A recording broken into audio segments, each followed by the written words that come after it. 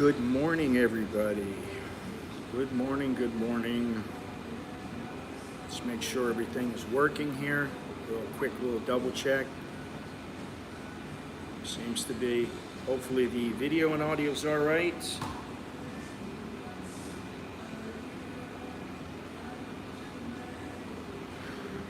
Slow down, slow down.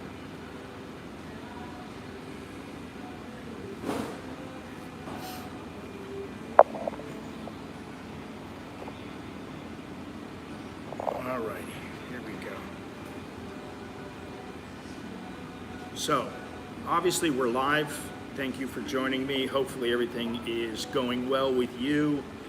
Today we are going to talk a little bit about the news about the monorail system that is almost completed and the transportation system upgrades here in Bangkok. And also we're going to talk about the incidence of high flyers or balcony falls, because I've just noticed, I mean, it's been going on for a long time, but there's been a lot of balcony falls where people have been injured, and that's not a good thing. And the other day I was looking at a condo with my wife, and we were on the 25th floor, and it was just not safe.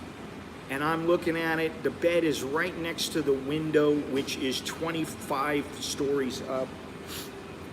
And I'm thinking to myself, if it was some young kid and they're rolling around and, wrestling, just playing around, maybe they're just getting a little stupid, and they bang into it and the thing is not as strong as people think it is, and then that's it, it's over. They roll out and it's 25 floors up, you're done. And then also I went to the pool and I went walking around the place, and it was just not safe. So that's something we're going to talk a little bit about. But first, welcome to everybody, and maybe I'll answer a few questions here. First, the Thai baht is 32.86 to the dollar. I'd like to see it get up to at least 33, a solid 33. It's been up and down. 72 degrees currently Fahrenheit, high of 90, low of 69, and the feel like temperature 73. It's actually a pretty nice day. I was riding over here and I thought, this is one of those days when I think, wow, what a beautiful day. I love being here. You wake up and you go outside and you go, life is great. And then I looked at the air quality index, and it was 158, which is unhealthy. So there you go, you never know. The wind, south 2.5 miles an hour, or 4 kilometers an hour. Visibility is 23 kilometers or 14 miles, approximately 14 miles. Today's shout outs. First, new member Puya, thank you Puya for all the support, much appreciated. Also to Mr. Carlos, who's been recovering from surgery. Hope you're recovering nicely and you get back in the mix here. Pathia Bob, another shout out. Hopefully he's recovering from his spider bite and whatever else might be wrong with him. Also today I spoke with Mr. Bum Gun Chucky. Some of you may remember him, obviously. He was feeling a bit under the weather. He tested himself, and each time he came up positive for the COVID. So he's got the COVID. And that said, he says that he's feeling just a little bit tired, and that's it. He doesn't feel bad at all. And he's well enough that he's at a Starbucks in Los Angeles or Hollywood or wherever he is. So my guess is he's just fine. Now, before I get started, please do me a favor. If you like this stream, you like the videos, you like the information, please click thumbs up and subscribe. Check the description down below for all the ways you can help support the channel. I've been working on my website. I've been having some work done. There's a few little glitches in it, and I need to transfer some of the data, but if you go to anamericaninbangkok.com, you'll see that it's a little nicer than the last website. I'd say it's a fair bit nicer, and there will be additions to it on a daily basis, and on some occasions almost on a daily basis, because I'm working hard on that. So let's see here. What do we got here? What is this here? Hey Scott, how are things there since COVID? They're fine.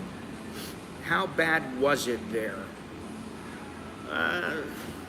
For me, it wasn't all that bad. I mean, the only bad part was, and it was actually a blessing in disguise, was, you know, you don't want to go out unless you got to go to the grocery, or you have some extremely pressing, vital function.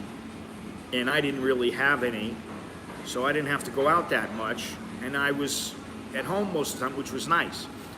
I got to spend time with the family. So for me, it was all right.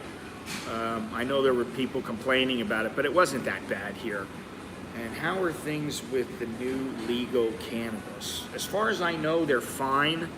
They seem to be shoring things up. They seem to be trying to finalize some laws and you know, regulations and all that. I've seen this thing where they're asking for IDs from Thai people, and they're going to be required, but I haven't heard anything about people being denied or anything. And honestly, how are they going to police that? I just don't see it. Maybe if they matched up the number of sales and versus the number of customers, I don't know. Anyway, that's something that's still going on here, but they're good to know. Welcome, random commenter.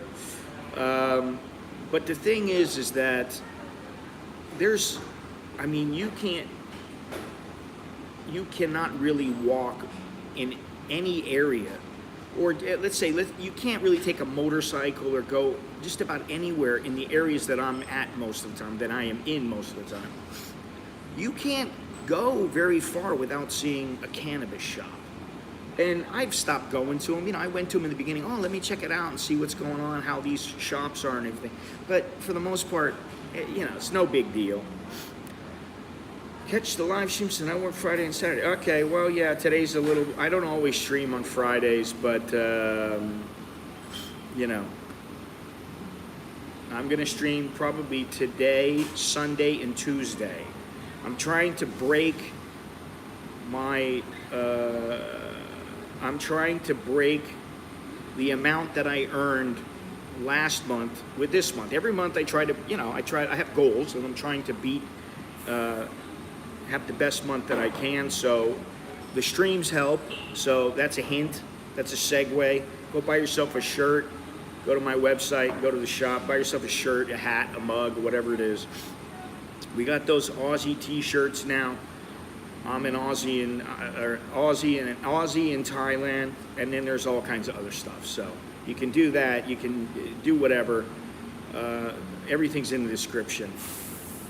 I bought some. Wait a minute. What's this? Finally get to catch a live stream. Blah blah blah. Here in Saudi, they work Sunday to Thursday. I'll be out your way in early April, then off to Hua Hin and Jomtien. Got to hit the gym in about an hour. Been getting back to it lately. Yeah, I am slowly getting back into the whole fitness and exercise and, you know, really taking care of myself better.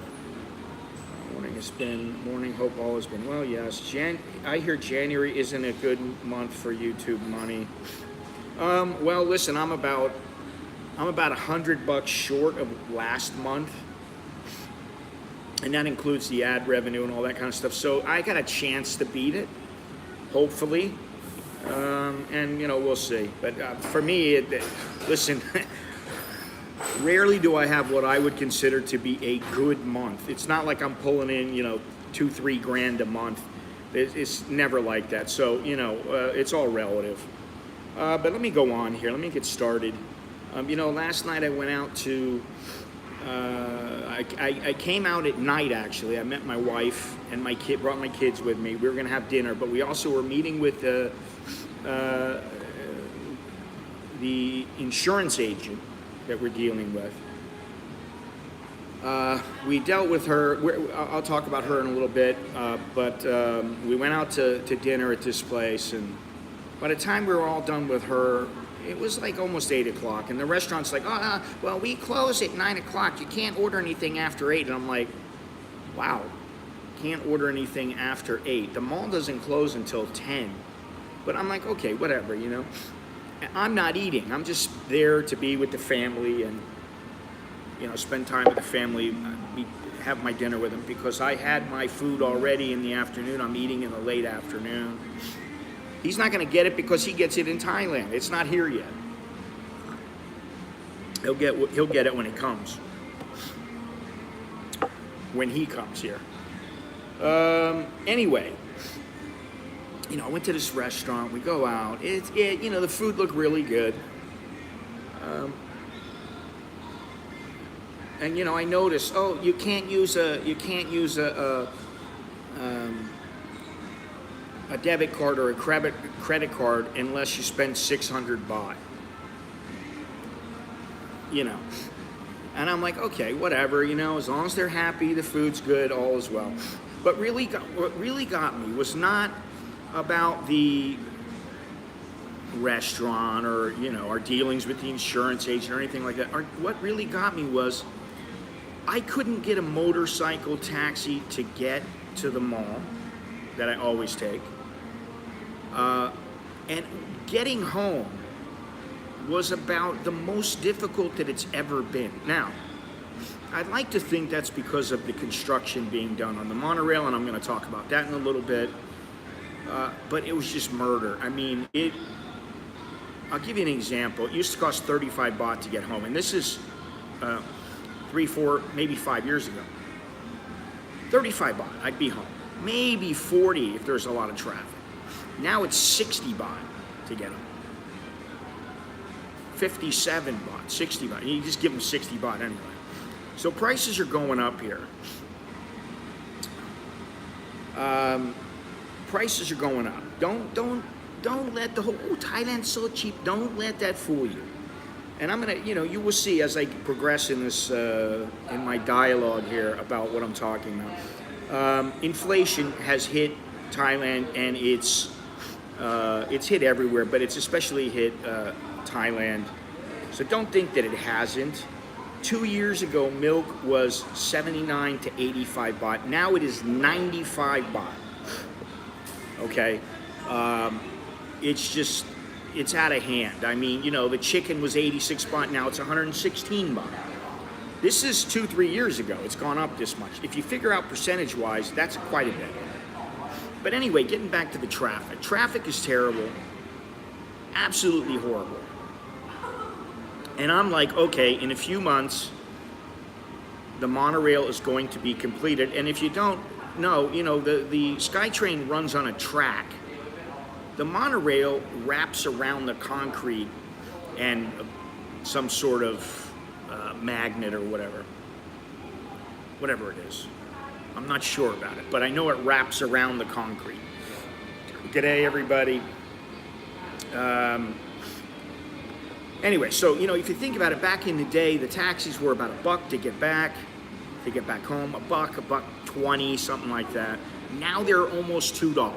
Now it's about $1.80. So that doesn't sound like much, but percentage-wise, that's how inflation works. It's just, you think, oh, it's not that much, but then after a while you go, well, the taxes are higher, the milk is higher, chicken's higher, this is higher, that is higher.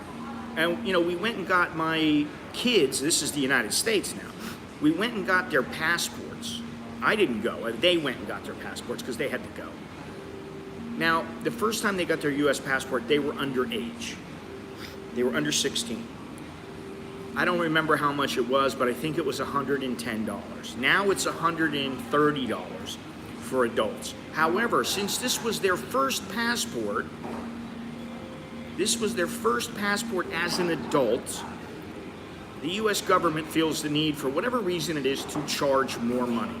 It's 165 U.S. bucks for each kid.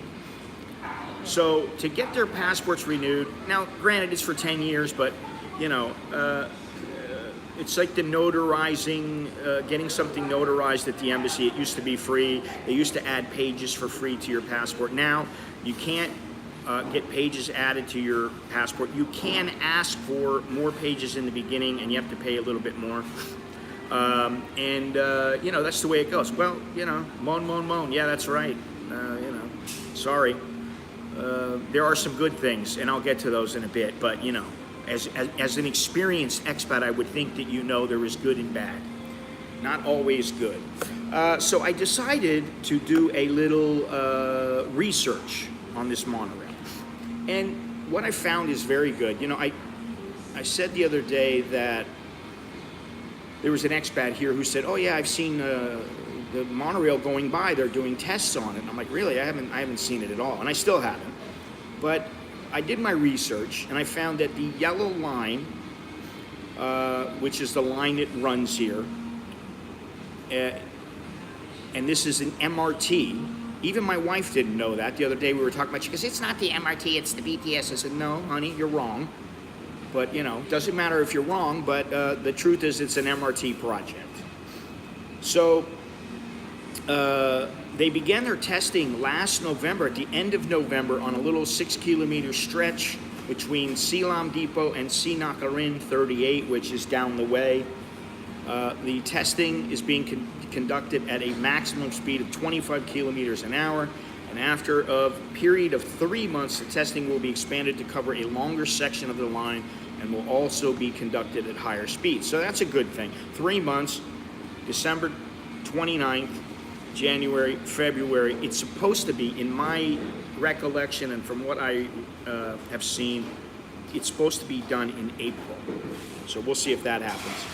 A proposed extension of the yellow line with 2 additional stations to the link to the BTS Sukhumvit line extension at Ratchayotin station has also been put forward. However, the proposal is facing opposition of the operator of the MRT Blue Line, BEM, due to estimates of significant financial losses. Well, they wanted this place to be a higher-end destination. They might get what they want, not out of desire, but out of necessity. Despite this opposition, the extension was approved in February 2021, with construction set to be completed in 2024. However, the operator of the MRT Blue Line has not yet been provided with any compensation by the MRTA, which may lead to cancellation of the extension, which would suck. Upon completion, the yellow line will terminate at Samrong Station. In the past, there have been plans to extend the line from Samrong across the Chao Phraya River to link with the MRT Purple Line in Ratburana. However, due to the location and design of Samrong Station, any further extension west of Sukhumvit is not possible. So, I mean, just looking around at this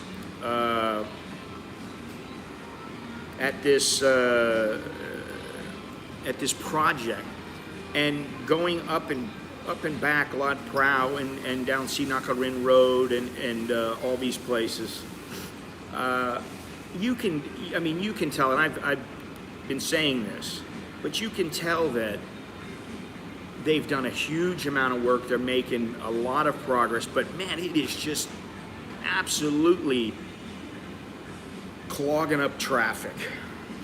Getting around is such a drag, man. I mean, and my wife and I were coming home last night with the kids. We're coming home and we're like, man, I hope they get this done. And I'm like, I just want to get out of here. Yeah, I hope it gets done, but I want to get out of here. I don't see, I honestly don't know that it's going to make a huge difference.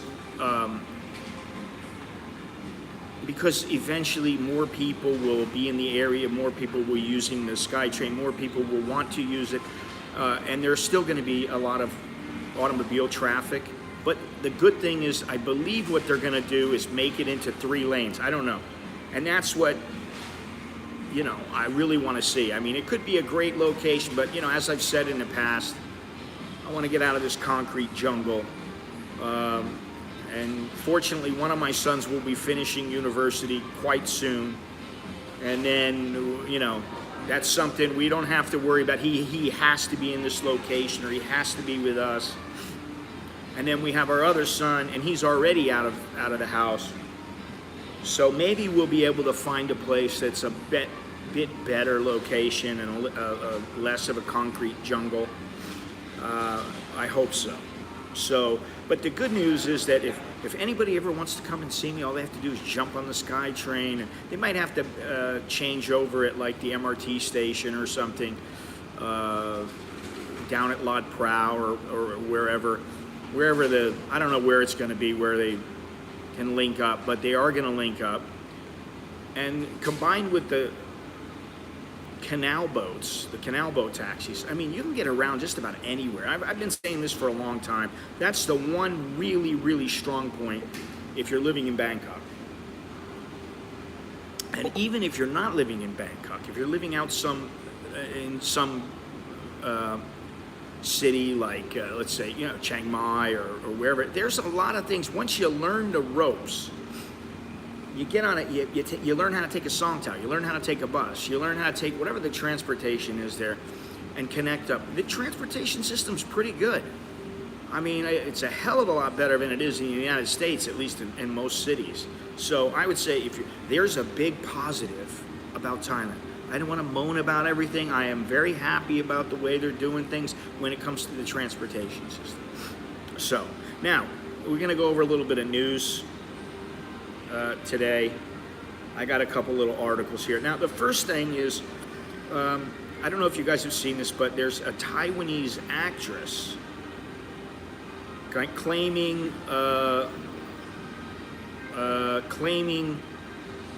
that she was extorted here in Thailand. Her name is An Yu Xing, and she's alleged that she and her friends were detained by police for 2 hours and forced to pay 27,000 baht to be released after being stopped at a checkpoint on the night of January 4th. According to An, the police searched her and her friends' belongings at the checkpoint and told them that their visa was not valid, even though they had received one upon arrival. The police also instructed them to delete a video clip that had been taken of the incident. Now, before I just continue with this, I mean, obviously this is not good. And Thailand and the Thai government is so worried about the reputation of the country and how the tourists are treated. But yet, they need to do something about this kind of thing, and they need to do something about the taxis, because these are the kind of things that piss people off and make people not want to come back here. Listen, they can get all the Chinese they want. They can get all the Chinese tourists that they want. There's only so many Chinese that are going to come here. All of China is not going to come to Thailand. There is a finite number of Chinese, a finite number of Americans, Brits, that will come to Thailand. Not everybody loves Thailand. Not everybody wants to come to Thailand. There are other destinations, and when they hear these kind of things,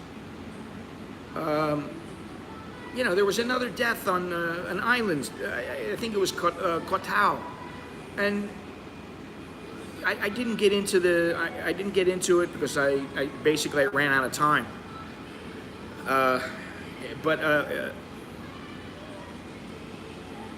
That, and then problems like what this actress is saying, the police extorting her for 20 seconds. Why would she make that up? It makes no sense to me. Why would she make that up? I don't see this woman making it up. If it really was, take her to the police station, issue a fine and say, you are required to come back. If you leave the country, make her post a bond, but not 27,000 baht. That's ridiculous. Make it 3,000 baht for each of her friends. That, even if it was 5 people, that's 15,000 baht. Now they all come back in 2-3 days. They go to court. They're found innocent. It's not a problem. And also the fact that the police instructed them, allegedly instructed them to delete a video clip that they had taken of the incident. That's never good. That's never a good sign.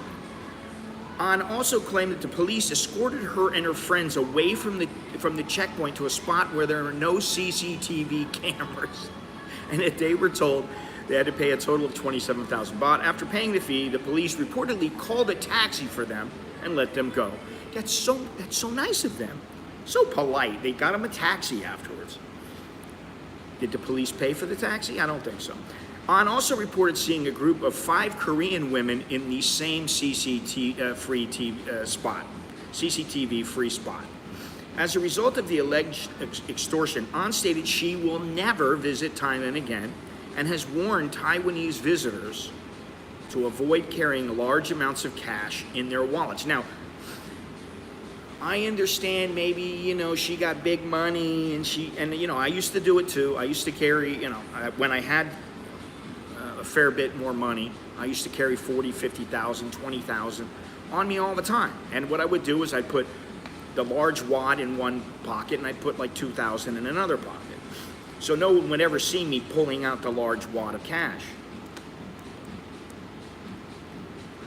But nowadays, you really don't need to use that. Thailand is it's credit card friendly, although some places will charge like 3%. They'll charge you a fee, which is kind of,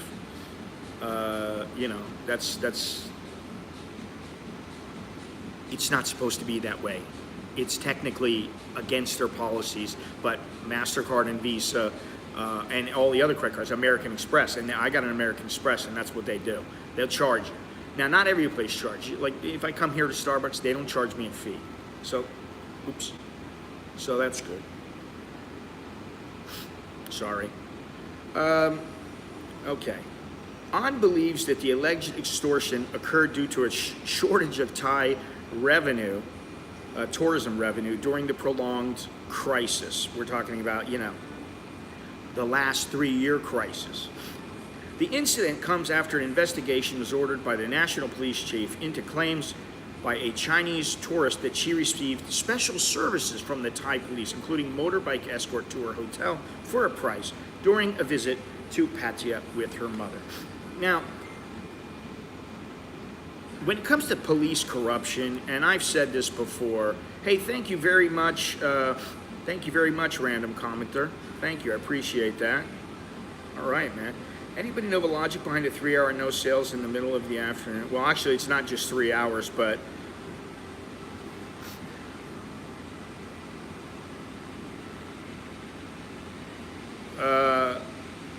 oh, wow. Awesome, man. Big ups. Choke B. Now, let me continue along this line of thinking, because if I don't, I will forget. When it comes to the alcohol, supposedly it's supposedly to curb the amount of alcohol people drink. I don't get it. I really don't get it. Because any idiot knows, instead of buying 1 bottle of booze on that particular day, you can buy 2 bottles and then you have it for twice as long. And if you don't have a drinking problem, it's not going to stop you. People have drinking problems all around the world. And that's just the way that it goes.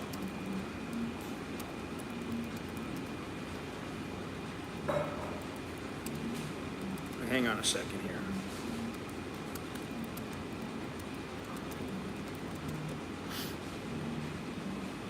Yeah, and I just looked this up. The logic, I want to make sure. The logic is that it reduces public drunkenness and associated problems such as crimes and accidents. So does curbing the meth problem here, the yaba problem. The bans typically prohibit the sale of alcohol. Well, they prohibit them from, what's the time? 2 to 5, and you can't buy alcohol until, I think, 11 o'clock.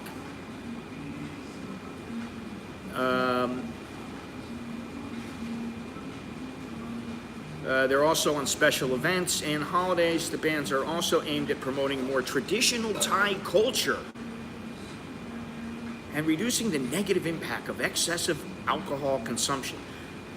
As Dr. Phil says, how's that working for you?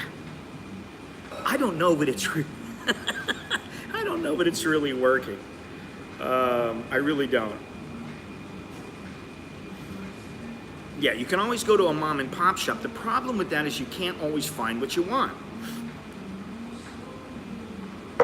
Listen, there are times, me and the wife, we just want to get a bottle of wine. We're just like, let's have a nice dinner and have a glass or two of wine. We don't drink much.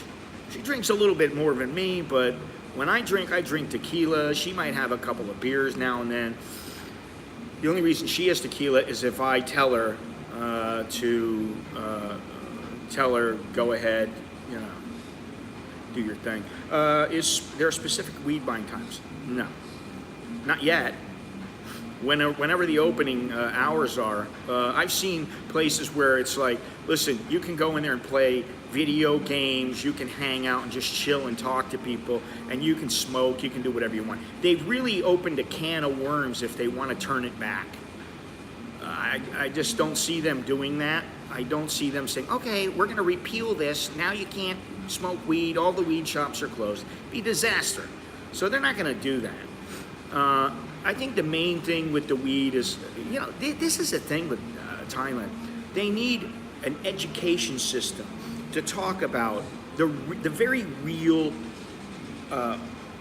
pros and cons of marijuana use, whatever the drug use is, cocaine use. They really need to not just, oh, it's bad. Okay, it's bad, why? I'll never forget, my mother told me once, yeah, if you use cocaine, there was a guy, he used cocaine and his foot locked up and he could never walk again. And very friendly guy. And I was like, come on. I mean, I was like 16 years old. And I didn't believe her then, but I was like, wow, I wonder if that is true. I was curious about it. Of course, it wasn't true. So I think that that's something. Education is important. They need to really figure that out. And while English is better here than it used to be, I think that's something they need to start really pushing that. Of course they're making money. They're making money from it. The government is making money. There are fees, there are permits. Who knows about the shakedown laws? I don't know about that. I don't know if there's any shakedown laws or anything like that, or, they got to get a cut to open in this area. I bet you, I'm going to say that it's possible that government officials may be the owners of some of these places. You never know. I don't know. What do I know? It's alleged. It's suspected. I'm considering that this might be true. Okay? Anyway, let's get back to this. No, that didn't happen, Colin. I don't know what you're talking about. Taco Bell's been open for years. Far longer than the marijuana laws changed. Although that's pretty funny.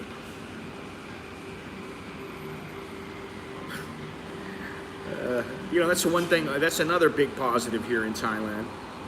Let's talk about that real quick. Another huge positive is that there is food available just about everywhere, anywhere, at almost any time of the night. Now, listen, the little places in my village, they shut down 6 o'clock, 5 o'clock, but there are places open at night that are open until like midnight. If by chance I was up at 3 in the morning and I was just happening to drive by and I'm like, man, I'm so hungry. Of course, 7-Elevens are open. And you can always go, like down the street, there's a market. There's Bunkaby Market. There's all kinds of food at the market. You can always get food. Now, with regards to this Taiwanese actress, I must say, it is worth noting that these are just allegations, and the accusations need to be investigated for a fair conclusion. And that also goes to all the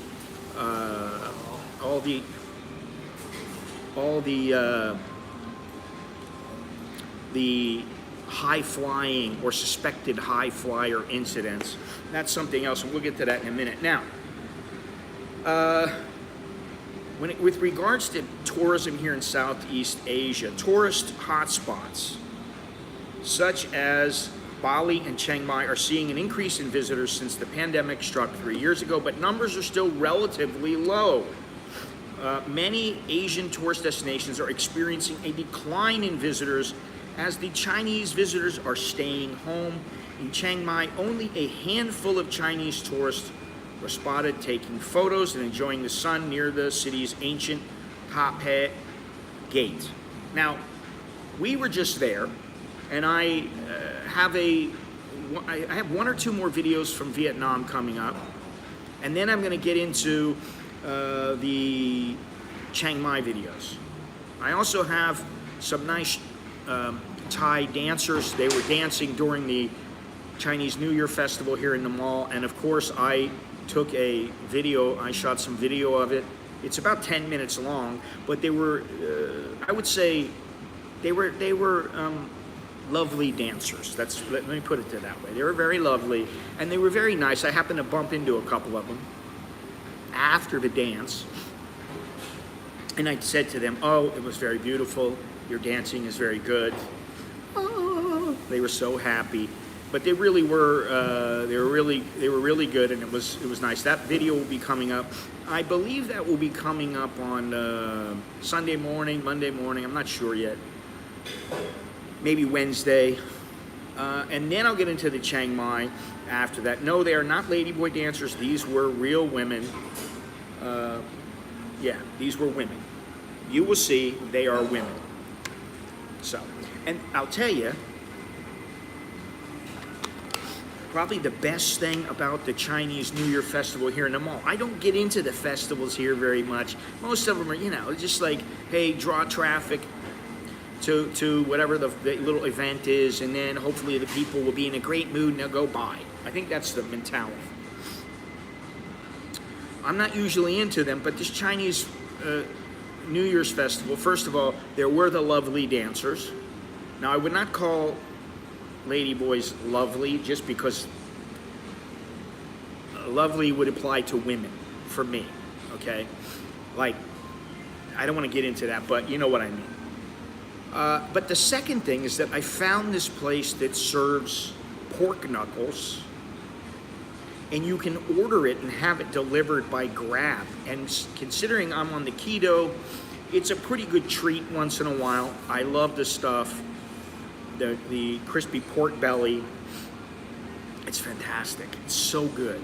I got 3 of them. I got half a pork knuckle, and then Nicholas was coming over to the house yesterday, and I got a full pork knuckle, or it was day before yesterday. It was so good. You gotta try the pork belly, the fried pork belly here, or as they say, mu sam tran, which is 3 layers of pork. Anyway, there are lower tourism numbers. Local vendors are remaining optimistic in Chiang Mai with a soft drink seller in the city's Chinatown district, Chanatip Pansombun, expressing his belief that with the increasing number of flights from China, more tourists will eventually return. He also mentioned that Chinese tourists have significant buying power. Well, they may have significant buying power, but something to remember is that these Chinese travel on tours. They put all their money that they can back into China. They're getting the tourists through China. Yes, eventually some of the money ends up back in Thailand, but let's face it, they are trying to stick with the Chinese, and whatever. That's the way they do it. Yes, 3 layers of pork, Gennaro. There's a layer of fat, the creamy fat. There's the crispy skin. There's the meat, and yeah, whatever. It's good stuff. For now, only individual travelers who can afford the high cost of flights are venturing abroad. This includes people like Chen Zhao, a doctor. I don't know where this came from. Let's see, I think it was from AP. A doctor who was on her first overseas vacation since the virus surfaced in China, acknowledged in early 2020. She said that the Chinese tourists see Chiang Mai as a top destination due to its warm weather and friendly people. Okay. In 2019, 1.2 million Chinese tourists visited Chiang Mai, generating $450 million in tourism-related income. Group tours from China are set to resume February 6th, so that's the magic date. If they start pouring in the first half of Chiang Mai, then first half of February. I got Chiang Mai on the brain. But the number of tourists will depend on the number of flights operating. The Tourism Authority of Thailand's Chiang Mai office hopes to see 500,000 to 600,000 visitors from China this year on the tropical Indonesian resort island of Bali. I love Bali. I always say that, but that's one of my favorite places in the world. It's in the top 5 for sure. Shops and restaurants are still relatively empty. The first post-pandemic direct flight from China arrived on Sunday, bringing 210 tourists from Shenzhen. Bali's tour operators are struggling with only a quarter of the island's 80 tour operators operating. Indonesia is developing programs to attract more Chinese tourists. Let me give you a hint. Please make sure your taxis do not cause issues with the tourists. And also, make sure that people aren't getting ripped off left and right. That's a good start right there. People see that in the news. People see balconies collapsing and people dying. They don't generally like that. It's not a positive attribute of the country. Direct flights from major cities, Beijing, Shanghai, and Guangzhou, closer to home. Casinos in Macau and popular tourist spots in Hong Kong are drawing bigger crowds than usual, but are still empty compared to pre-pandemic times. In Australia, Sydney-based travel agent Eric Wang, said the high cost of travel is still keeping Chinese tourists away. Chinese tourists accounted for nearly a third of all tourism spending in Australia before the pandemic. Now, here's the thing. It's keeping a lot of people away. It's not just the Chinese. I mean, I can tell you that going to America is more expensive than it used to be. Now, obviously, prices go up. They don't generally go down. And while it may have been $800 to $900 to go to Florida in the past, now it's more like $1,200, $1,300, $1,500, depending on how you go.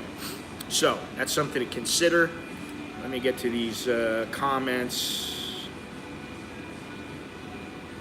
Can an American, you ask a lot of questions. Can an American own a business or own property in Thailand?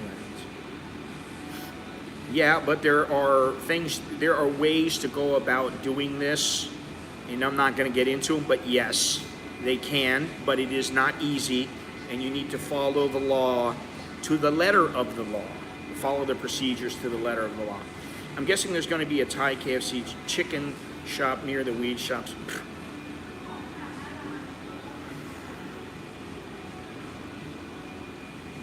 G'day, everybody. G'day, Dalo. Hello from Bangkok. Chun Motorsport. What's happening? Long time no see. Or, I don't know, maybe you've been in a stream lately. I don't know, but I know you haven't been in all that much, but nice to see you. I'm going to check out the pork luncheon in the Philippines. Listen, the lechon is very, very good. I've had some fantastic pork in, where was it? I think it was in Manila. It might have been in Cebu. But I had some fantastic pork there, man. They had the pig on the skewer, and I mean, it was like, oh, come over and pick at the thing. And we got to pick off the skin, and it was just so good. It was fantastic. I give a lot of guff, I will say. That's the polite way. I give a lot of guff to the Philippines because of their food, which, let's face it, some of it is greasy and oily and not all that good, but they do have some fantastic dishes there. Ever had roasted pork knuckles and sauerkraut in Germany? No. However, this company that I'm talking about, which, what is the name? I think it's Audi or something. Let me see here. Audi. Let's see if I can bring it up. Because very, very good stuff.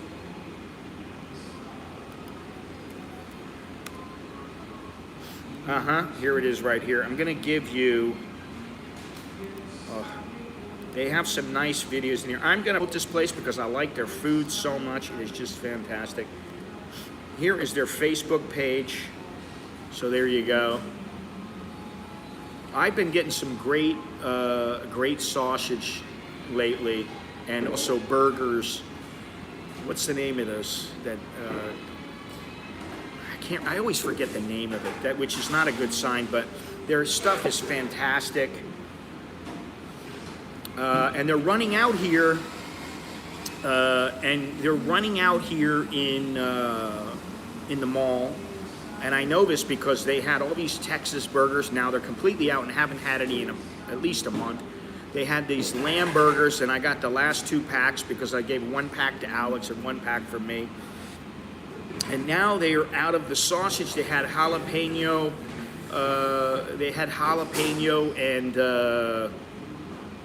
And cheese.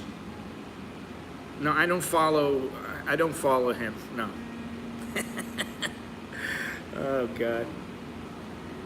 Why would I? I don't care. I rarely care about other YouTubers aside from I hope they're doing well and everything is going good with them, but I just don't watch that much stuff. Now, I did come across a video while I was looking around and trying to get everything set up for this video, for this stream, and I'll get into that in a few minutes. But yeah, I don't get into these other people. There's Texas chicken everywhere, and I used to eat it all the time. I don't eat it anymore, and I don't want to eat it anymore. I had the Mexican burger. Everything was great for a while. I tried that Mexican burger. I'd eat it all the time. And then one time I got a bad, I must have got a bad one, and it wasn't good. 2Q Asia has had the same problem, and so has Jono, and now none of us go to Texas chicken anymore, at least that I know of. And I'm not eating it because I'm on the keto and I'm losing weight, and I don't want to, foul things up eating that garbage. So I'm very particular now about what I eat, and yeah, so I don't use the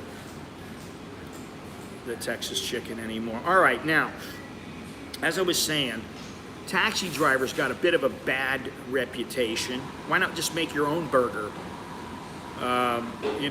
And even the Thai food, a lot of Thai food, noodles, rice, sugar, MSG, whatever.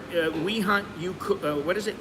It's You Hunt, We Cook is still open. I think they still have one person that used to be working when I was going there. And other than that, that's it. But I do like making my own burgers, and they're a hell of a lot cheaper. I can make a great burger for about 100 baht. You go to some of these places, they're charging 350, 400 baht. But let me talk about these motorcycle taxi drivers. There was a clash in Pattaya between motorcycle taxi drivers and Bolt riders that left 3 people injured. Now, this is a big problem. Now, obviously, this is Thai with Thai. But there have been incidents where somebody riding along in Grab has been in a situation, a foreigner has been in a situation where the driver and some other taxi driver got into it. It's a big brawl. People get hurt. And this is the kind of nonsense that tourists don't want. I know the average tourist, I'm not talking about some young guy, some young horny guy who, I'm dying to go to Thailand, I gotta go see my girl, or whatever it is. I'm not talking about those people. I'm talking about, your older couples that come, the families that come. They don't want to deal with this nonsense. They don't want to have to see this. 3 motorcycle taxi drivers were injured in a clash with a group of Bolt riders, Bolt service, that's the Bolt app, armed with a baseball bat. Now, this whole article kind of sounds fishy to me. According to the injured drivers, they were attacked first, but a video recorded by outsiders appears to indicate otherwise. Imagine that. The altercation took place at 10 p.m. on January 25th in the front of the Arcadia Beach Resort condo in South Pattaya.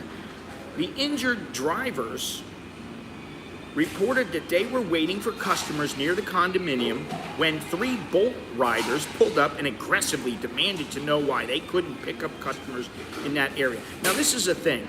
These drivers have territories. And what happens is, let's say, at the end of my street and farther forward towards my place, there are motorcycle taxis. If there are no motorcycle taxis available, there's no one near my house, and some guy comes by, then he can pick me up. However, if there are drivers down the street waiting for customers, he has to beep the horn at them, or when he goes by them, he waves at them, and then they need to come and pick me up because they have first rights in the area. So when you have Grab and Bolt and InDriver, you have all these services. You also have AirAsia that's doing a few things. You have electric tuk-tuks now. These people take, and I'm talking about the everyday moto driver not attached to any app or any company. They're freelancing. They take it to heart, man. This is their livelihood, and they get pissed. And honestly, maybe if they were doing a better job, there wouldn't be the need for these taxi services. But I think, it's a matter of time before it's like, listen, you either get with the program. The government doesn't do what would be considered a fantastic job monitoring these freelancers. Let's face facts with that. They don't. There's no repercussions, or the repercussions are fairly minor. Anybody can just get in a taxi and, yes, they do. Anybody can just get in a taxi and start driving if they want. They don't have to. Guys, all the time, will be driving, and I'm like, hey, that guy's face is different from the face on the little tab in the front that tells you what the guy's name is and what his number is. They're different. Now, that doesn't happen all the time, but like sometimes it does. Sometimes they don't have the little plates inside of the doors that tell you the number of the taxi.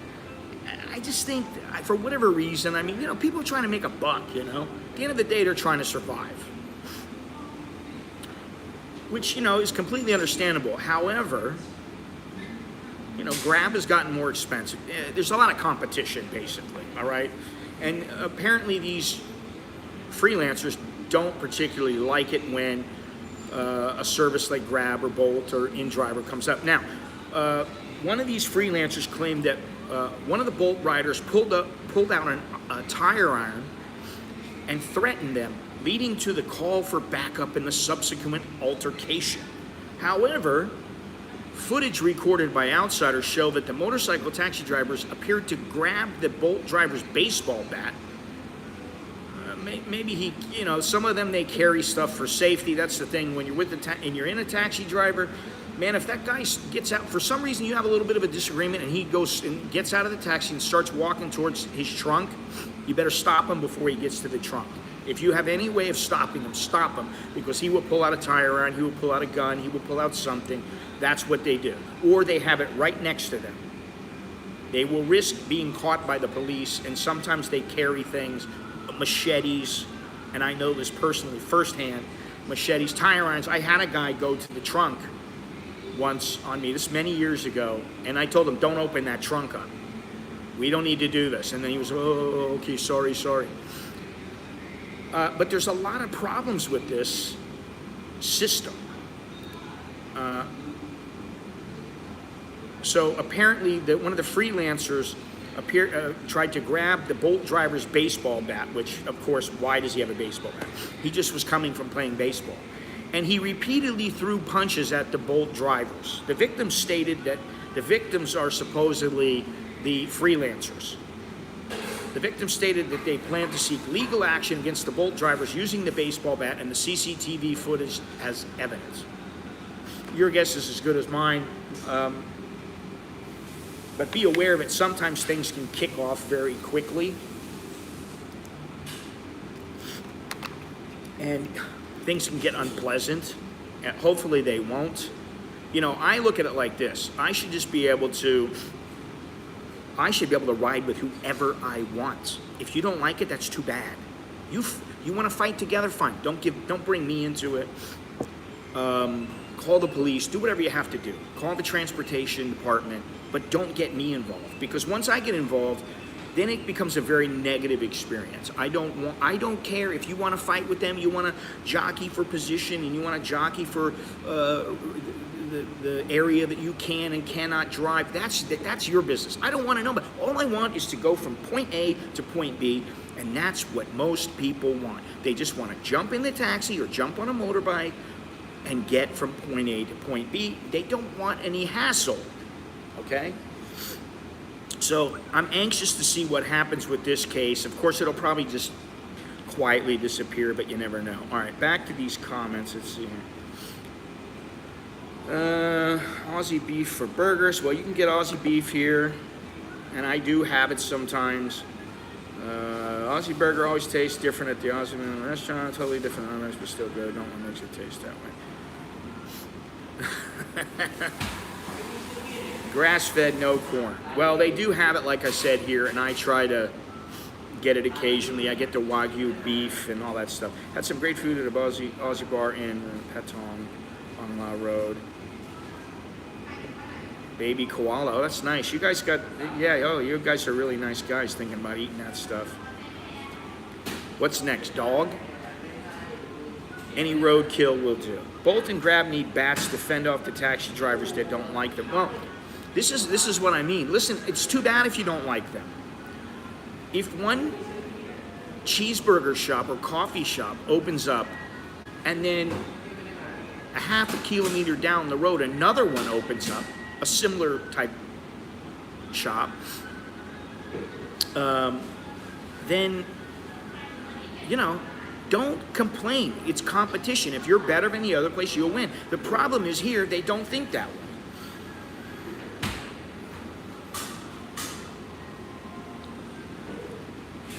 Get me there alive and let me pay them.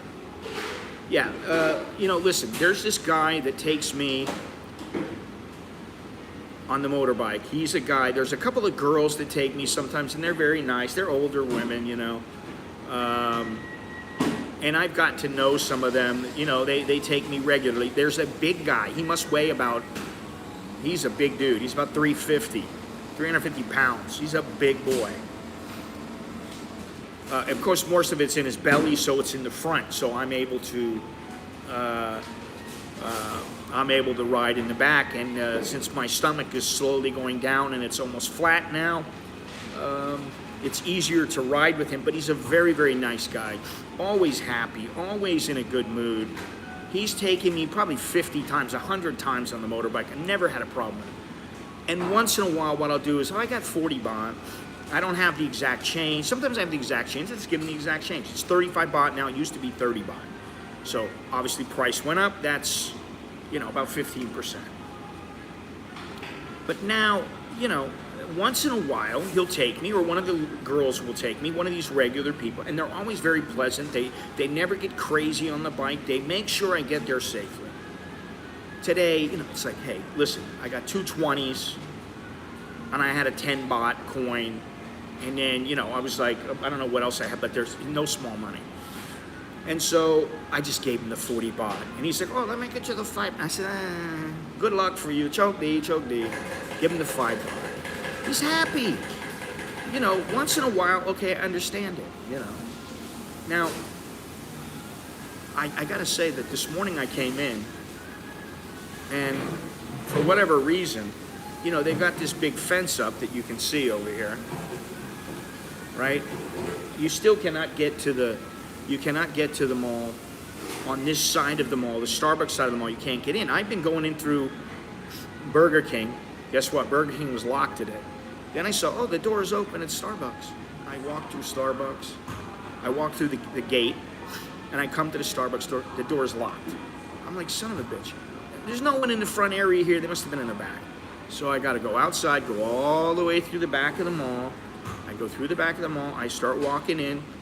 Immediately, security's all over me. Oh, where you go? Where you going? Where you going? I'm going to Starbucks, man. Chill out. What do you think I'm doing? You think I'm here to rob the place? What am I, pulling a bad Santa?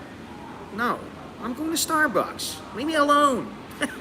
You know, they got everything cordoned off. All I have to do is just walk straight through a little area. And it's like, there's all kinds of people walking, but he's questioning me.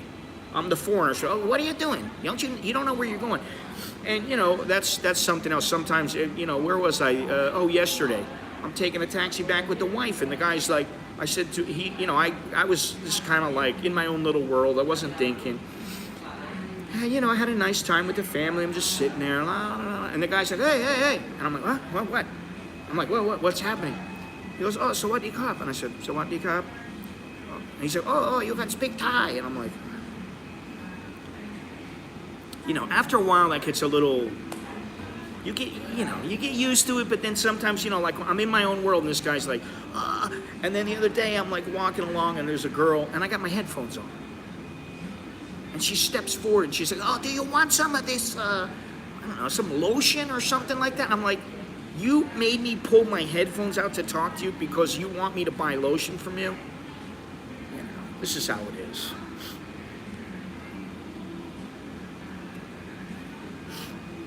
Isn't the platypus extinct?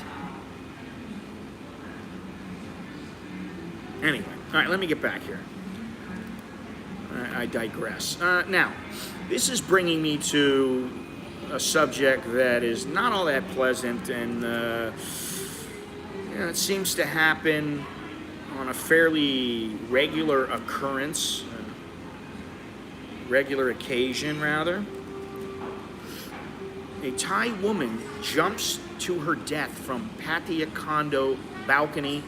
The boyfriend was questioned by the police. Early this morning, January 26th, well, that would be yesterday, a Thai woman reportedly jumped to her death from a condominium balcony in Pattaya. According to Pattaya police, the woman may have been under the influence of alcohol and upset with her foreign boyfriend before deciding to take her own life. Now, I've tried to find the incidence of deaths in Thailand by suicide, by maybe a little push or something like that, high balcony deaths. Maybe that's the duck-billed platypus I'm thinking of.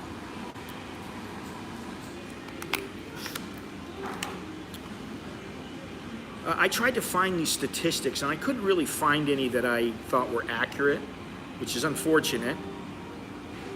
According to Pattaya police, at 1:30 a.m., authorities were alerted to the alleged suicide at a condominium on South Pattaya Road in Soi 24 in the Banglamung district. The victim, identified as a 45-year-old Thai woman from Nakhon Ratchasima province, was found lying on the ground floor of the condo in dark underwear. Ooh, so it was one of those condominiums. My friend, who now lives in Cambodia, used to live in a place like this, where you're inside, but there is an area in the center that is open, and you can see every single floor. So apparently she jumped in the inside of the condo. She had reportedly jumped off the 6th-floor balcony, causing, well, I don't know how this works, causing damage to 2 motorcycles. Indoor, I don't know. How was it indoors? Damage to 2 motorcycles before hitting the ground and sustaining multiple fractures. And believe me, I fell from the 4th floor, and it sucks. And not only is it painful, I mean, you don't feel the pain right then because you're in shock. You feel the pain afterwards if you live. And it's just a terrible, it's not a pleasant experience, obviously. The police spoke with the victim's foreign boyfriend and a friend who said the couple had been in a relationship for 6 to 7 months and had recently returned to Pattaya after the boyfriend sold his house to buy his girlfriend a car and a house in Pattaya. So why was she upset with the boyfriend? Maybe he wanted to, who knows? I don't want to get into it because it's not nice to speculate and, to say all kinds of things about it. But the friend said that the couple had been drinking before the incident and there was no sign of a struggle in the room other than a box of beer bottles on the balcony. The foreign boyfriend is being questioned by police but is not considered a suspect and is reportedly extremely upset by the tragic events. Now, there was a woman, a beauty therapist from the United Kingdom. She was from Coventry. Maddie Neal Shankster. She was 21 years old. And she is now back home. On December 31st, she broke her back and suffered 2 collapsed lungs and had her ribs pierced in a horrific fall. Now, she fell from a balcony. One minute she's talking to her mother. The next minute, she fell from a balcony, and she's in bad shape. She's probably never going to walk again. These kind of things happen, here in Thailand, and far too often, quite honestly. Time to hit the gym, great topics. Oh, the platypus is a mammal. I didn't know that there was, platypus was still around.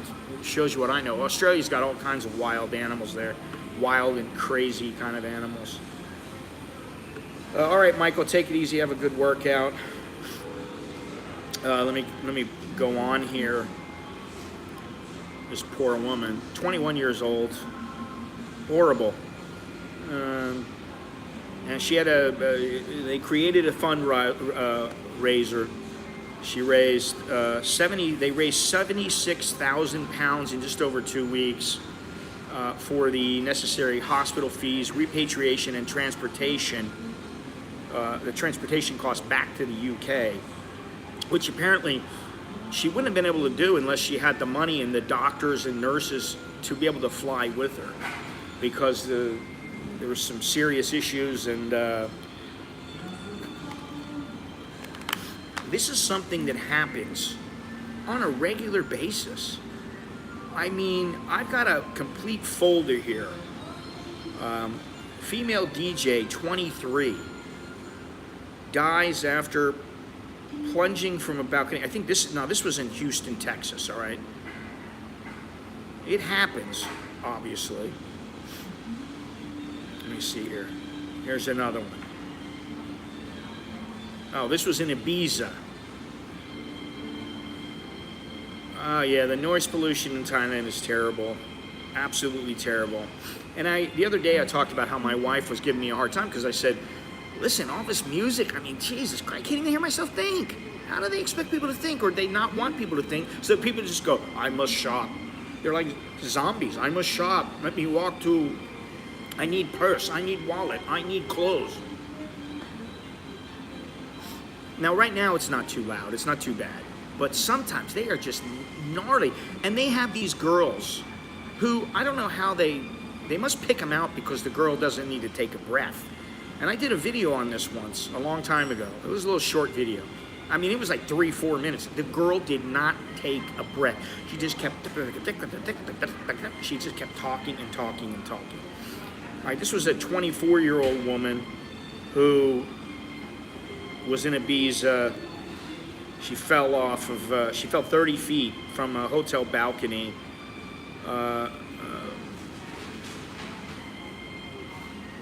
It doesn't say anything about alcohol in this one, but there are a lot of Thai ones, obviously. And sometimes, you know, it's always, oh, it had to do, he had his heart broken by the woman. The woman made him do it. No, a woman doesn't make somebody commit suicide. Portuguese backpacker, 27. This happened not long ago, right? No, this is 2019. Portuguese backpacker, 27, falls 5 floors onto a barbed wire fence and bleeds to death after falling off a balcony while doing yoga in Thailand. You know, this is the thing, and this is why when I go to some place, like I went to that Three Whales Rock or whatever it's called, I forget the name of it, Pla Sam Hin or something like that, Hin Sam Pla, I forget what it was, Pla Sam Hin or Hin Sam Pla, I forget what it was. Anyways, Three Whales Rock, that's basically what it was, in Bangkok. Now, they have lines like taped. Don't go past here, because if you go past here, you risk falling and dying. And man, the edge, if you look over the edge, because I had the camera, the selfie stick, and I'm sticking it over the edge and I'm going, holy shit. You know, you don't want to fall from there, man. Because once you're going down, you're going to suffer a heart attack. You're going to be like, oh my God. But there's people out there, they're like, oh, look at me. Let me sit on the edge of the cliff here. Let me sit on the edge of the rock. Yeah, okay. And then you get up and your foot just happens to slip and it's over. Goodbye. Even the temple that I went walking around. Listen, the reason I was scared shitless is because the wood is not very stable. It's flipping and flopping around. You hear the thing creaking. And I'm like, man, all it takes is one leg to go through, and then if I fall through, good night. I'm done. and I didn't want to fall 1,000 feet, so I was scared to death. But there's just case after case after case after case. Let me see here. And in some cases, it is somebody who was pushed. Body of Australian man who died after plummeting from a hotel balcony in Bangkok will be brought home after friends raised $24,000. It's back 2016. He fell from the balcony less than 24 hours after checking in with a Thai woman. So, of course, there's that, oh, did she do it? What's going on? I don't know. I don't know, and I don't know if they ever found out. A hotel maid found him laying naked in the back by the pool, or naked in the back, surrounded by a pool of blood. You know, young people come, and you know, the thing is you've got to be careful. I don't want to sound like, oh, I'm afraid to get. I've fallen from the 4th floor, and I was taking a risk because I thought, well, maybe it doesn't look like anybody else here is doing anything to help the situation, which was a fire. You know, I was in a fire, and you know, the only way out was to go to the stairs, and of course, the stairs, the fire escape didn't work. Lots of tourists get into trouble here in the water. Yes, somebody just drowned. And then there was another person that was saved by a lifeguard they were in the hospital for a couple of days also. Never considered suicide, but I could never picture myself off a high balcony. Yeah, that's just, to me, it doesn't seem like a very pleasant way to go. And I can tell you, again, as somebody who's fallen from the 4th floor, the only things I remember is the rope snapping, and I went, ah! I remember that. Now I can laugh, because I lived. I remember hearing the crack of and the rope was like this big. It was around 40 feet up, 42 feet up. It was pretty high. And then I remember bouncing off another floor, which I don't know, it was the 3rd floor, 2nd floor, I think it was the 3rd floor. Kind of just hitting it, and then doing the Superman, and hitting the ground, and then bouncing on my back. I mean, you know, when you hit at that velocity, you bounce, and then I bounced and and I can tell you that my entire back was purple and black and green. I mean, every inch of my back. And I fractured 4 ribs, fractured my wrist in 2 places, compound fracture in my fingers, skull fracture in 2 places, which is the 3rd time I fractured my skull. What else? A punctured lung. I needed a drain in my lung. So that sucked because I had the fractured ribs and a punctured lung, and it was hard to breathe, and I was in a coma for 4 days. So it was not pleasant. You don't want to fall. The fall seemed slow, like a car accident. No, it seemed like, boom, oh, that's it, it's over. And something else I remember is when I bounced, I had this, to this day I'm pissed about it, and I remain pissed about it.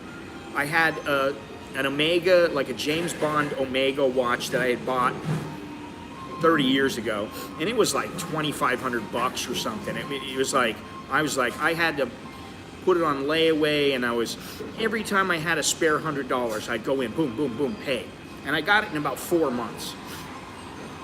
I was making some decent money then. I got the watch. I loved it. I loved that watch. It was nice. I like this watch, but I like that one better. And when I hit the ground, the little buckle popped, which it had a habit of doing sometimes. And I tried to get it fixed. I tried to get a new band and everything, but it just popped sometimes. So when I hit, it popped, and the watch must have come off. And there were like 4 or 5 people that carried me into a car and got me to the hospital, because my wife was still up on the 4th floor with Alex, and she was pregnant, and with Nicholas, And so she had to find out, hey, does anybody know where they took him? And there was only like 2 hospitals she could have went to. So she went to both hospitals. She found me. And I'm, telling the doctor, stop pulling on my fingers because I had compound fractures. He's like, I have to do this, I have to do this. And I was cursing him out when she walked in. And then I couldn't remember the phone number to my parents because I wanted to call them because I thought that I was going to die. I was like, listen, if I die, let me talk to my parents one more time. I couldn't remember the phone number. So I was out of it. And it, like I said, it wasn't a pleasant experience. And I was in the hospital for, I think I was in for, I forget, it was like 3 weeks or 2 weeks, something like that. And I'll give you an idea of how long ago it was. I was in there for weeks in ICU for a bit, and I was in a coma, and it was 150,000 baht at the time. So, if it was me, I would have only fallen 41 feet. I don't know what that means. Got 9 lives. Well, a lot of them are used up now, Janara. I had your plane 360 on a freeway. It seemed really slow, strange experience. I'll tell you what feels slow, what has felt slow for me, where like time just slowed down. That was, I've had fights and I've knocked the guy out, and it was like almost like I had tunnel vision, and I just remember, it was almost like, what do you, $6 Million Man. Boom. The shot lands, and then all of a sudden everything speeds up. The guy's down, and I'm like, oh, hey, all right. Other than that, it hasn't really happened that I can remember. But then again, I was out of it. So, this incident, yeah, I've got it. I should put up a little video of it or something. I should just go make a video of it, like a short, 5-10 minute video. Suicide is a significant public health concern in Thailand, and the suicide rate has been increasing over the past decade. It is important to note this suicide here is caused by a variety of factors, including mental health issues, financial problems, relationship issues, and more. And what I have seen here in Thailand, what I believe, okay, the relationship issues are bad, but then a lot of times I don't have the money that I need for this woman to be happy, and I don't have the money to stay here anymore. And so if you don't have the money to stay here, and you're losing your woman, a lot of guys feel like, I got nothing back home. I mean, listen, I got nothing back home, but I would be okay if I had to go back home, because there are ways that I would be okay. But some people have absolutely no path. They don't know what they're going to do. They don't know how they're going to live. They lose somebody who they thought loved them, or they were madly in love with. Oh my God, I'm never going to find another girl like her again. That kind of thing. And, so then all of a sudden they're like, I got nothing. My life is worthless. Imagine you're 75 years old. I mean, listen, it could happen to me. I don't think it will, because I don't think I'm going to go to that extreme. One way or the other. Things happen. But some people, they might have left their country, and they were on the edge when they left, and then they thought, oh, everything's better now. Now I have my girl, and it only cost me I just have to give her 1,000 baht a month, and she lives with me, and everything is grand. And then they go, I don't have the 1,000 to give you anymore, honey. And she's like, oh, well, listen, I gotta go. Yeah, well, I think there were some other factors with him, but, that's neither here nor there. It's a sad situation, and it does happen. And, there's a lot of people on these forums, and, there's one forum in particular where there seems to be a lot of holier-than-thou expats who, immediately, it's a Thai girlfriend, or it's a Thai wife, she killed him. And maybe, the wife was sitting there looking at her phone, and the guy was like, that's it, I'm going to show her. Boom. He's done. She don't even know about it. And she's like, holy shit, Listen, I've been updating my website. Please go take a look at it. I think it's looking quite a bit better. and I'm still working on it, and there are some issues, but I'm adding to it all the time, and yeah, I think it looks better. I think it looks quite a bit better. Anthony Bourdain has been in Thailand several times for various shows, but he came, I don't remember which one, it was either the CNN one or the other one. He did another one like a Chef's Tale or a Chef's Kitchen or something, I forget what it was called. And I just watched it where he was in Thailand not long ago. But he came here and he actually went to a Thai boxing gym, and it was the gym of one of my friends. I haven't seen the guy in a long time now, but you know, he and I had some things in common, and we got along. We always got along well, and he's a nice guy, and he's married to a Thai woman. And anyway, Anthony Bourdain went to his gym, and they filmed. And after the filming was done, he said Anthony Bourdain got, I don't know if it was a case of beer or something, and they all sat around, him and his crew and the guys, they all sat around and drank beer together. He said nice things about Bourdain. And, you know, he just seems like a guy who, for whatever reason, he found this path that led him on these journeys. And whether it was because of the woman's, solely because of the woman, or because of the strain that was put on him to do the shows, or whatever it was, it's sad that he went, because he was somebody that I enjoyed watching, you know. Anyway, I did put up an article. It's not a stream, and it's for the newbies. It's 10 basic tips for moving and living in Thailand.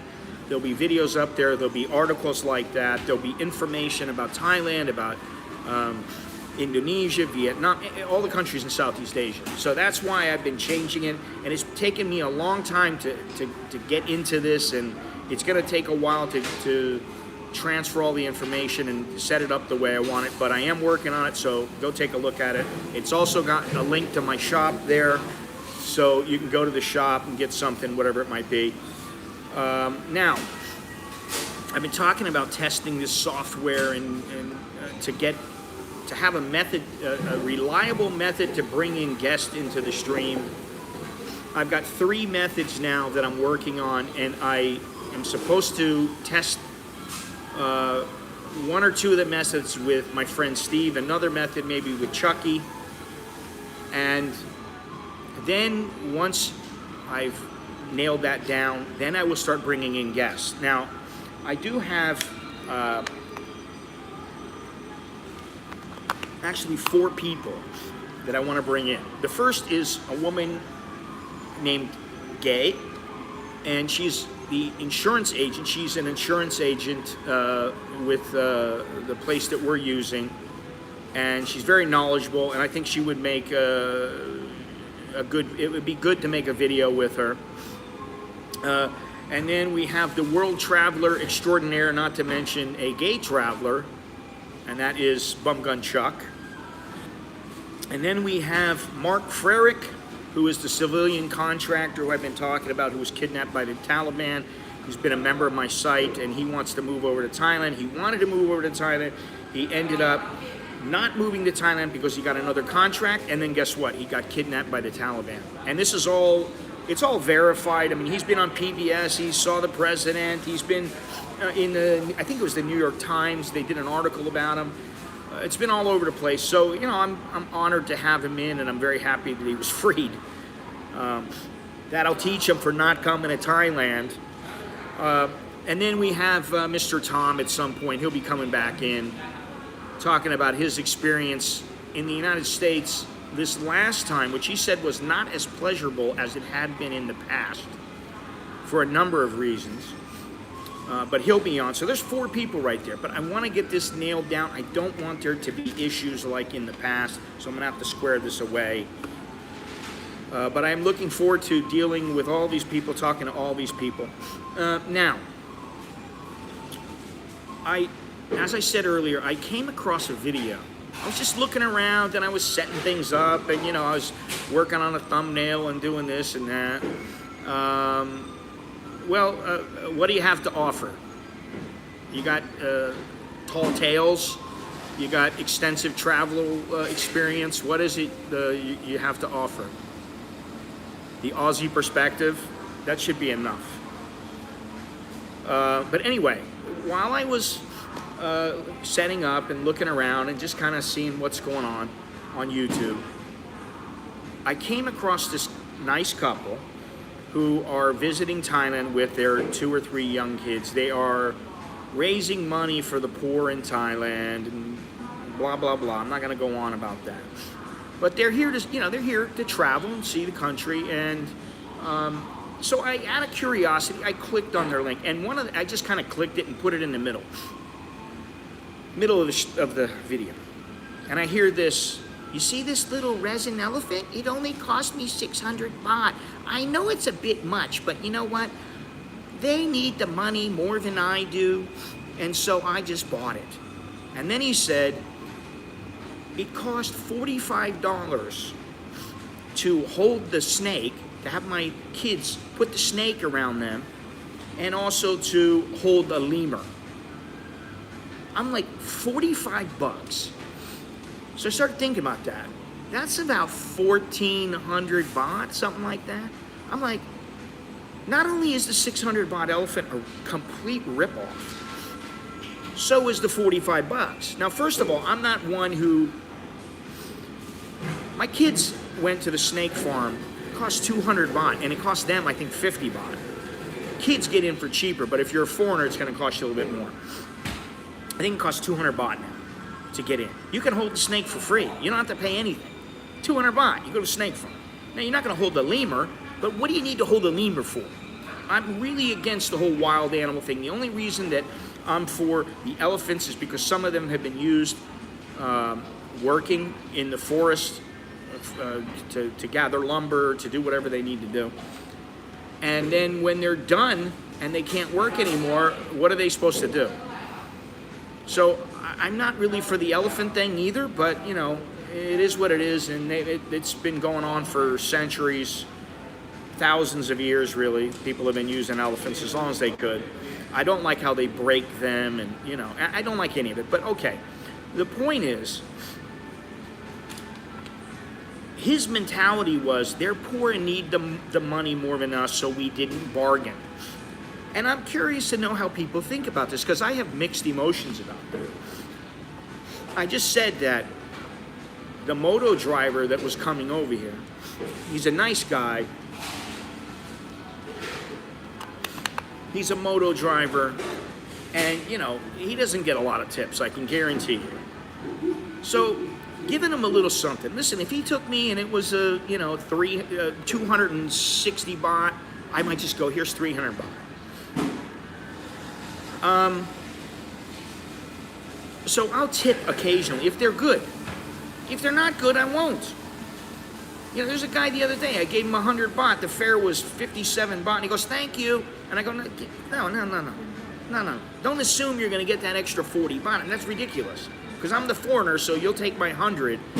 And I don't want to complain about the money, the financial aspect. It's not really the financial aspect. What I'm curious to know is, what do you guys think about this? Because does it really set a precedent? I mean, it's his money at the end of the day, so he can do whatever he wants. But does it set a precedent where Thais always believe that the foreigner needs to pay X amount more, 30% more, or whatever it is? I don't know that it really does, and I don't know that it really matters. But then again, I understand the perspective that, yes, hey, you're overpaying. Now, I mean, if you're griping about 5 baht, oh, it's 35. And I'll tell you something. Nicholas was taking a motorbike from our house to Happy Land, and the guy told him 20 baht. And I was like, no, it's not 20 baht. The guy was telling me that too. No, it's not 20 baht, it's 15 baht. I wasn't about to make a major stink over it because it's only 5 baht. You want to die over 5 baht? You want to get into a big fight because of 5 baht? It's not worth it. Plus, are you that cheap that you can't afford the 5 baht? Now, sometimes I'm like, oh, I only have this much, and this is how much it is. But we fought it for a while. We're like, no, it's 15 baht. Finally, what happened was, one of the guys that I knew came to me and he said, listen, prices have gone up now. They're going up. They're no longer 30 baht to go across the street. They're 35. It's 35 baht. It's no longer 15 baht to get down to Happy Land. It's 20 baht. And I found out from other people taking motorcycles that that was true. So I'm like, okay. So I told Nicholas, I said, don't get pissy, don't gripe and groan, don't complain. This is the price now, right? But I'm curious to know. I really would like to know what you guys think. This mentality, they're poor and need the money more than us, so we don't bargain. All right, maybe the tourism perspective or tourist perspective is different than an expat's perspective, and I guess it depends on how much extra you're paying. You know, after all, if you can travel, 100 baht is nothing. Different if you're living here. Well, if it's 50 baht for Thai people, it's 100 baht for a foreigner, and you're doing that every day, yeah, it adds up. And, you know,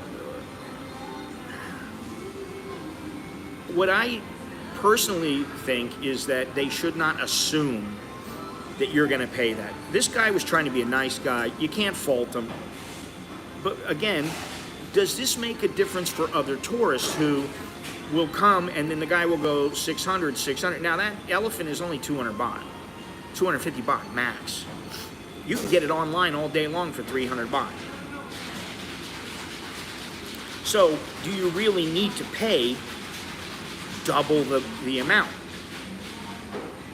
I don't know how loaded the guy is or how much money he's got. I don't really know.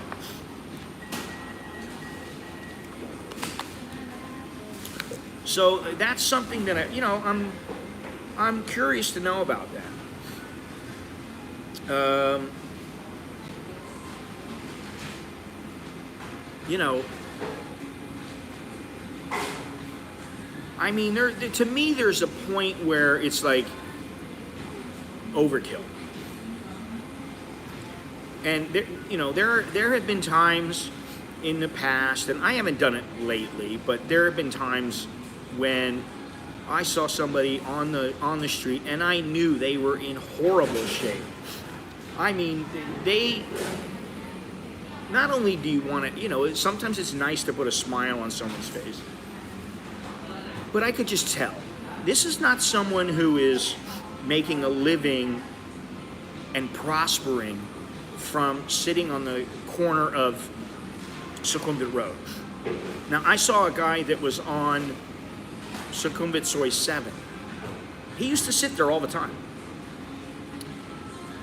And he stood out because he was of a particular religion, and you could tell this. And I don't want to bring the religion up, that has nothing to do with it, but he was, and the thing is, he used to wear clothes that were immaculate, perfectly clean, they were pressed, everything was good. And I thought to myself, this guy is sitting here and he's got the money to have his shirts pressed and cleaned, or is he doing it himself? And I'm thinking, you know what, something smells fishy here. And I wouldn't tip him, I wouldn't give him any money. But then if I see some guy and the guy is crawling along the ground and he's filthy, and he's really in a bad shape, he's in a bad way, and he's got sores all over him or something like that, I would give 500, 1,000 baht. I've done this before. And, I'm not saying this to pump myself up, but what I'm saying is, okay, I can see situations where it's warranted. But he was at the what's the name of that market? Damn, I can't even.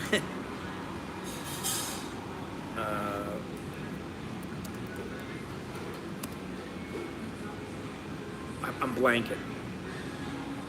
Not Rajdamnern.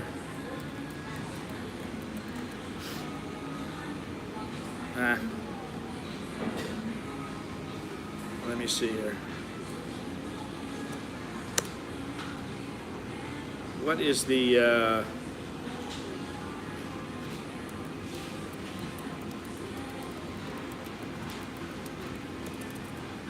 and I'm embarrassed to say I've forgotten, but then again, give me a break. I forget all the time.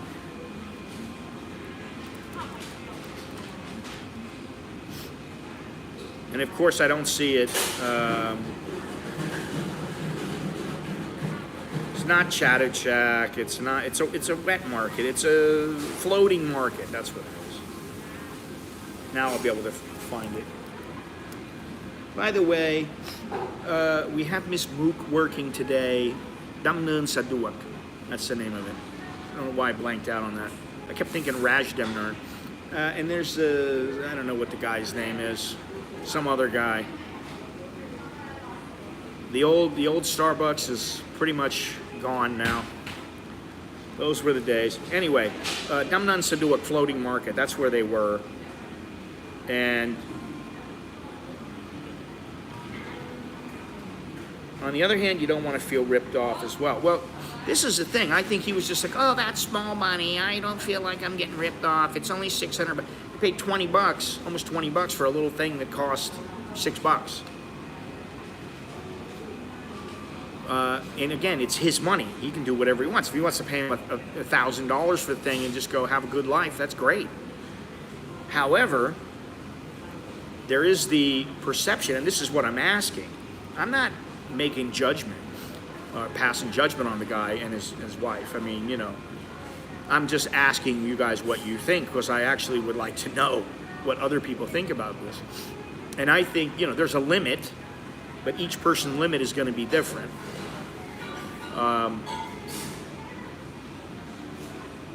But yeah, I'd like to know what you guys think. Does it make things worse for future tourists? They already have the dual pricing here, which, you know, for the most part, I don't agree with it. Not necessarily because, first of all, let's face facts. Thailand, there are many poor people here. However, there are poor people in America. There are poor people in Australia. There are poor people all over the world. And while you may not want to compare that, what I would say is there are a lot of wealthy in the country here, and some of the reason for poverty is because these people are restricted from doing better than they are already doing. It's very difficult here to work your way up from the bottom, from the absolute bottom to the top. Whereas like in the United States, a lot of guys, they do that. They work from the bottom and they make it. And they do it here as well. But, you know, this is my point. You don't know if they're genuine. I never give to money people begging on the street, and I try not to. But if the person really must be in need now. I mean, after all the people, I mean, really, I've, over the years, you know, I mean, even giving 20 baht, 100 baht to, you know, I've been here almost 30 years. 30 years. Now think about it. I may have given 1,000 people $3. That's $3,000 over 30 years. So I guess when you look at it that way, the amount per year is not all that much. You can pay another 600 baht and get a real work of art made of wood. Well, yeah. I mean, there's that too. So I don't know. You know, maybe the guy's just trying to help out, and you know, it sounds like it. But again, I think it's up to the person to do what they believe is the right way to do things. I know one particular guy, he absolutely will not give any money to anyone on the street. He thinks anyone who is like on the street begging here in Thailand is part of a group. They're not going to get to keep the money. They're going to get beat up if they don't bring enough money. So maybe the beatings will stop if nobody gets any money. You know. Now, paying more, when you go into an airport, you automatically know, I'm going to pay more for this cheeseburger. I'm going to pay more if I buy a souvenir here. I'm going to pay more. If I go to CASHAPP, I know I can negotiate. Now, this guy was at Damnan Saduak, which is a huge tourist, I don't want to call it a trap, but it's a tourist area, and so is CASHAPP for the most part, but there are a lot of Thai people there. Yeah, I don't know, you know. I'm a bit of a sucker for the women holding babies, begging with their plastic cup along Sukhumvit. Yeah. Listen, I gotta say that the other day, and I caught myself doing this. The other day I'm walking along and I'm going towards the Chinese New Year's festival. And I walk up, and as I walk up, there's a lovely young woman, very pretty girl, she's selling condos, giving out pamphlets and that. Now, I know the condos because Bo and I were at a condo, and down the street, we walked down the street and we looked at this condo. However, it was closed. We looked at it from the outside. We were going to go in and look at it. And then we both said, you know, this location is just not, it's not good. We don't need to be here. These condos are not going to cut it. This is not anything that we really like and want. So we just moved on. Now, I saw that and I went, I don't want this place. And I turned away and started looking at they had some dim sum. Kanumjib, that's what they call them here. And they had some silapao, which is the buns. They had that. You know, it's a Chinese festival. Now, I shot a little video. And then the girl said to me, oh, I think you should try those. They're so good. Have you ever had them? I said, and I spoke to her in Thai. And I thought, you know, my initial thought when I walked by her is, I'm just going to ignore this shit. But she was just being friendly. I said to her, yes, I've tried them many times. I really like them a lot, but I'm not eating them. I'm full. I hadn't eaten yet, but I said I'm full, and I don't want to eat any right now. And I thought to myself, she was only trying to be nice. She's trying to be friendly. And yeah, okay, granted, she's trying to make a buck. She's doing her thing. But, you know, she didn't push me on it. I'm like, you know, maybe I shouldn't be so quick to ignore.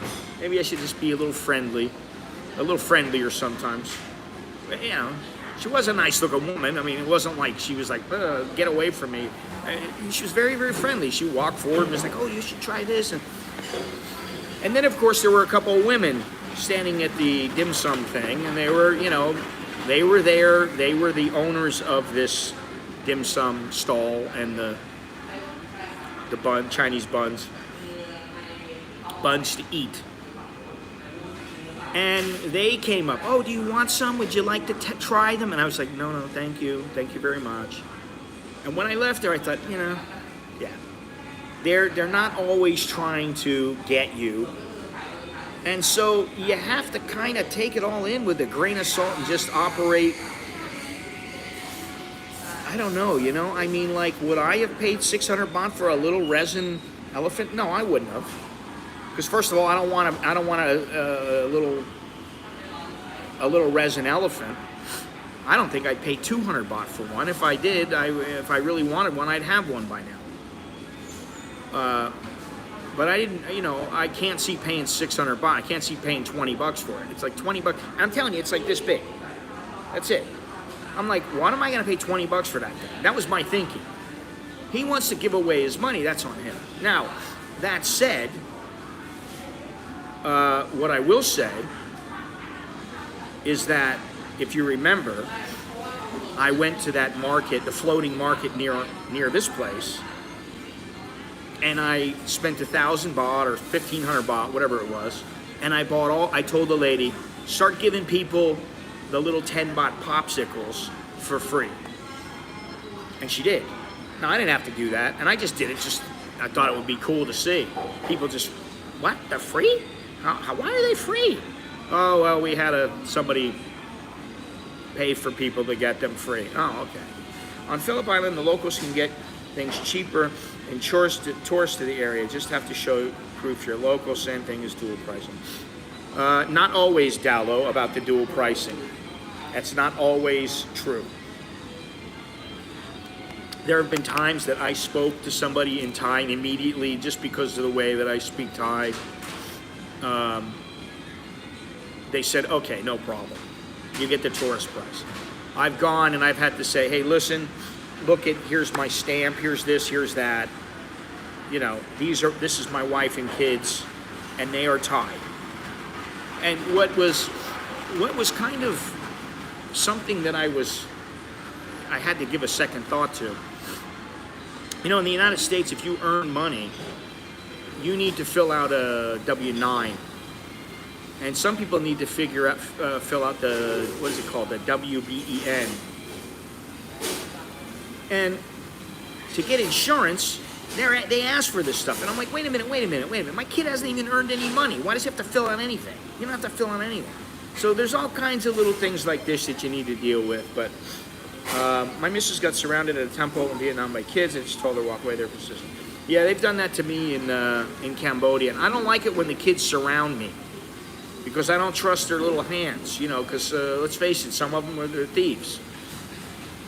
But then again, I've been in, I was in Cambodia at the killing fields. I was at the killing fields and, you know, there was probably 25 kids. And so I, you know, like I gave each of them like 50 cents in Cambodian real. I think it was I gave them 2,000 each, or so I gave them 1,000 or 2,000 each, something like that. So, you know, I gave a couple. The next thing I know, there's a whole line of kids waiting to get the money. So I just gave it because I had a whole bunch of 1,000 riel notes or whatever, and I was like, hey, it's not that much, you know, makes them happy. And you could clearly see these were not kids who were living high on the hog. They were not well taken care of kids. They were living on the street. Next thing I know, there's kids that had already got their money that were going to the back of the line asking for more money. They're asking for more money. So I had to tell them, no, you already got your money, I know, come on. You can get 5 hand-blown glass elephants for 100 baht. Watch the glass blower at the night market. Yeah, there you go, man. So that's what I mean. Is that kind of a guy who just goes, oh, they need it more than me? He's a do-gooder. There's nothing wrong with doing good.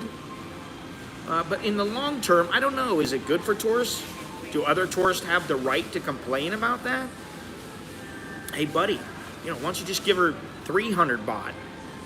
You know, ask her if you can get it for 200 baht. She goes, no, 400. You go, all right, here's 400. That way, every other foreigner who comes, the person's not trying to charge them 600 baht. But that's a stretch, you know? I mean, really. Anyway,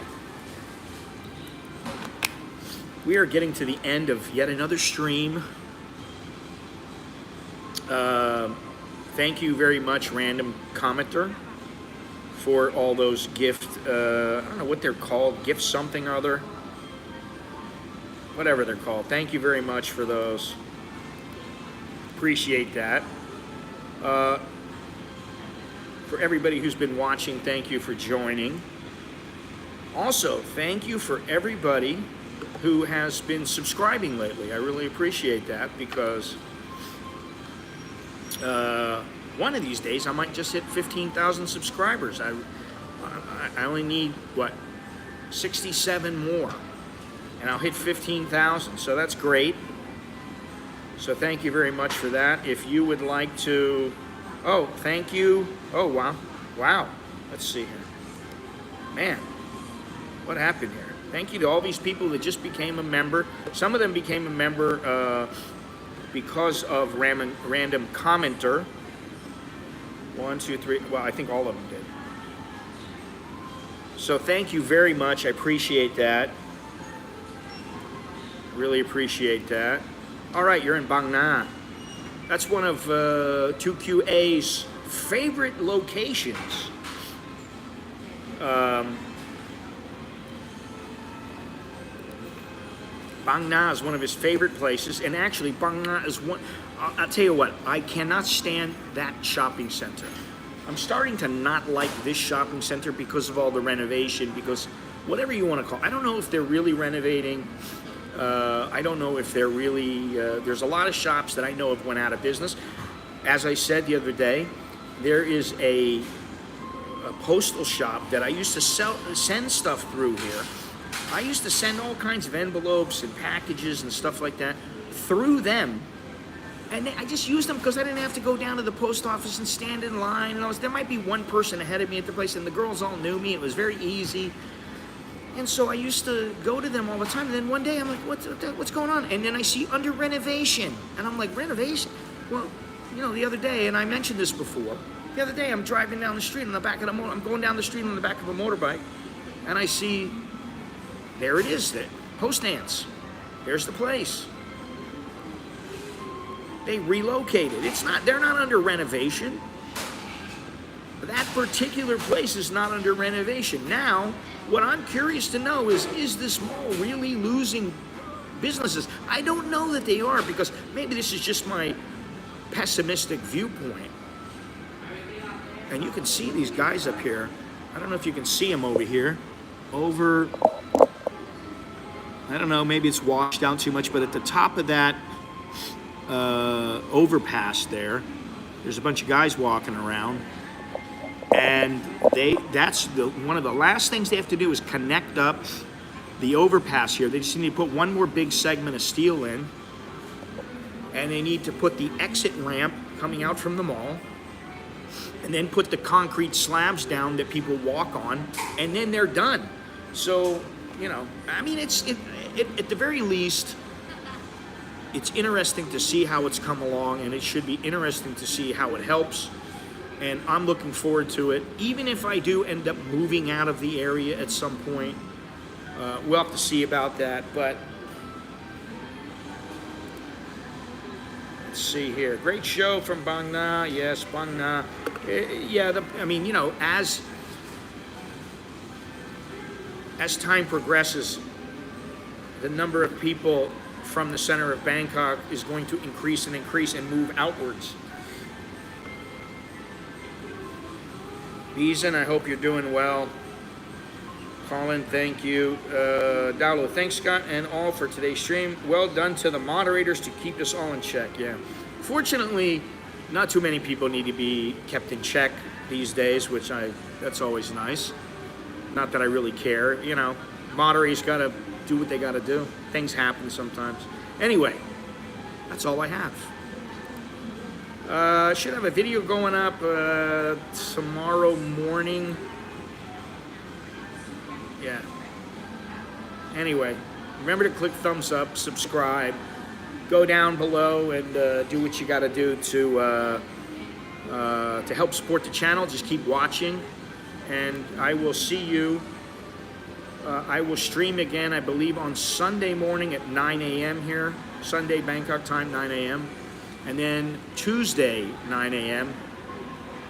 I'm not sure what the shows are about, but I'll figure something out, as I somehow managed to do. And that's it. Choke D, Jerk and Mai, all that good stuff. I am Scott, and I am currently in Bangkok. Soon to be in another area. That's 3-4 weeks. And I'll talk more about that later. But let's hope everything keeps going as planned, and I'll see you guys later. Take care.